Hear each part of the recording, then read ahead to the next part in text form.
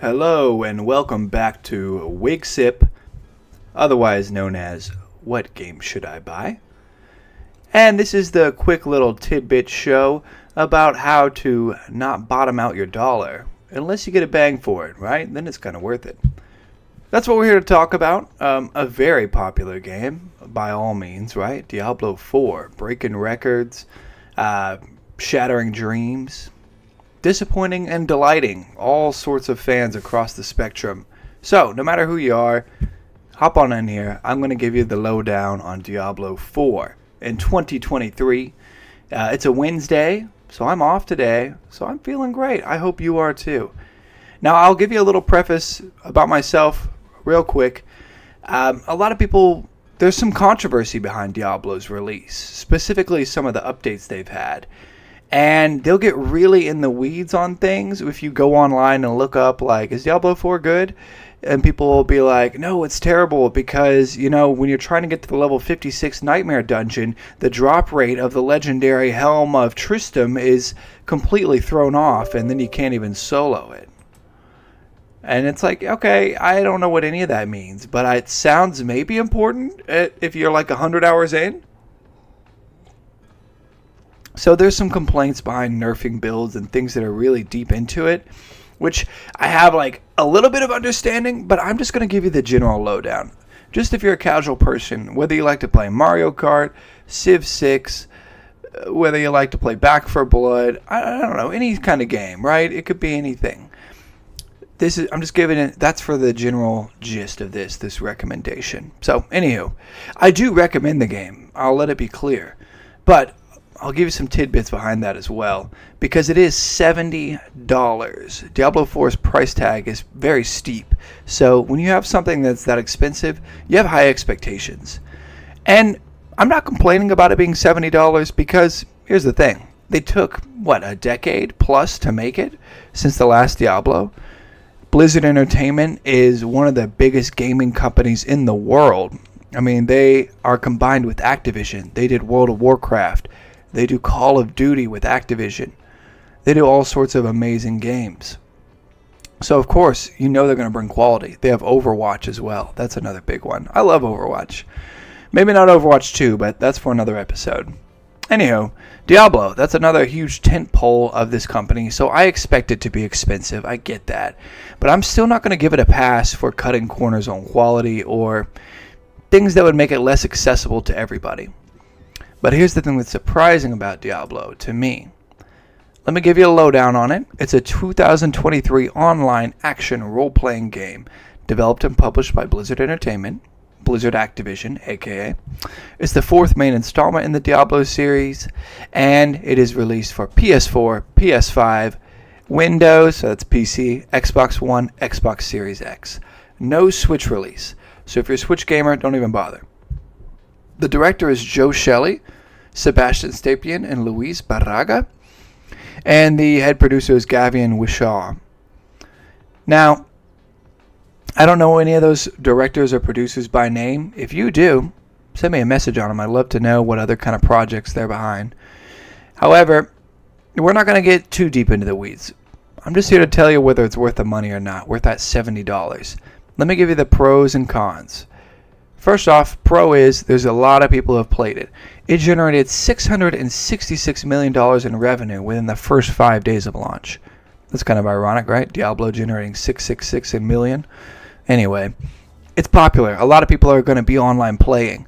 So you don't have to worry about being crowded out by people who are like super highly skilled in the game if you're just getting started, or maybe you're kind of mid-level.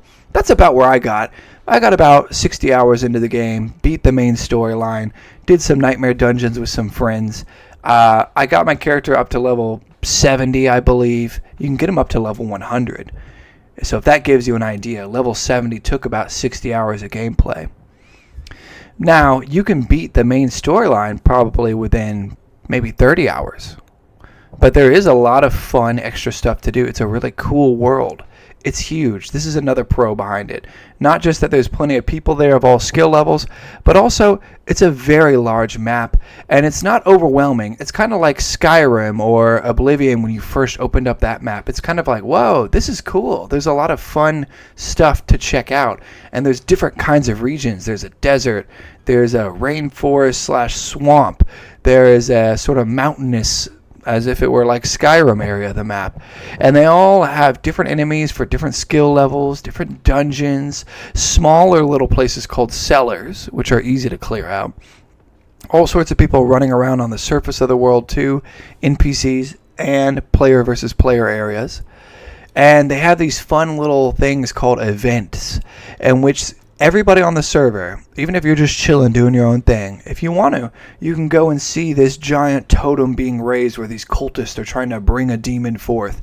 And you and everyone else who's in that area can just go in there, destroy everything, get all the loot, and it's a really fun way to game with people casually without having to do the whole partying up and joining a voice chat and all that. No, you just hop into a cool little event happening right there in front of you as you're walking around.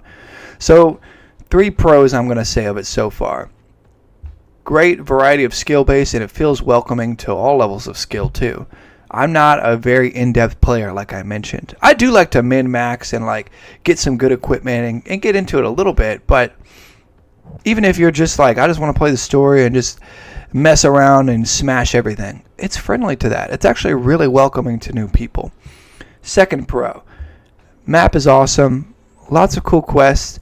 I don't like games that have tons and tons of fetch quests. That's one of the most annoying things.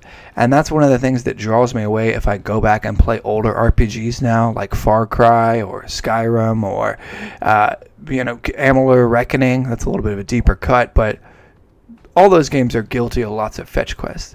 Now, Diablo IV does have some fetch quests, don't get me wrong. But in my experience, I thought there was some cool variety of things to do beyond just the fetch quests. And the third pro is that it's easy to game online with others. They make it fun to be in the world, and they make it feel alive in that way. Now, the cons are this. After a while, it does get repetitious, okay? And I will say after about 30 to 40 hours, I felt like I was starting to grind. And that's one of the things, that really grinds my personal gears, is when I have to grind in a game.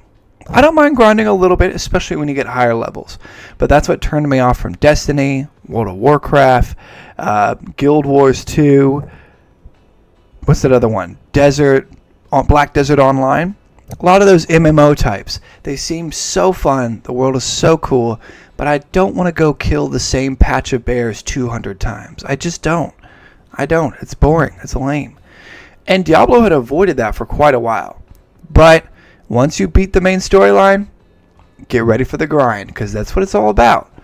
It's all about post-storyline. It's all about grinding out at the highest level dungeons you can go and getting a random chance of dropping some awesome equipment that lets you go a layer deeper into the post-game comment. And with each layer deeper, there's bigger and badder bosses, more legendary glowing items, and more minute, teeny tiny percentile changes in your class build that will affect how effective you are with whatever skill set you choose. Now, this is my first big con, is that after the main storyline, it's very grindy. And I know that's some people's jam, but other people might get tired of that. Second con is that the producers, the publishers, Blizzard, they don't seem super in touch with the player base. They have made some updates and patches to try and balance the game out, but it's actually made it more unfair to people who are really committed to paying money, getting this season pass. And these things are overpriced. I'll be honest with you. If you want to get a cosmetic skin, like you can ride a horse around, and I really want to get horse armor. I was like, I'll pay $5 for some skin for some horse armor. Like, I've put a good chunk of time into this game. No, it's like $15 just to get some armor for your horse that does no, specific benefit, purely cosmetic. And I get it, it's not necessary to complete the game, but it feels like you know what you're doing when you're really going high on the price. And also, I might just be a cheapo, but I know that a lot of people don't have a lot of money to drop.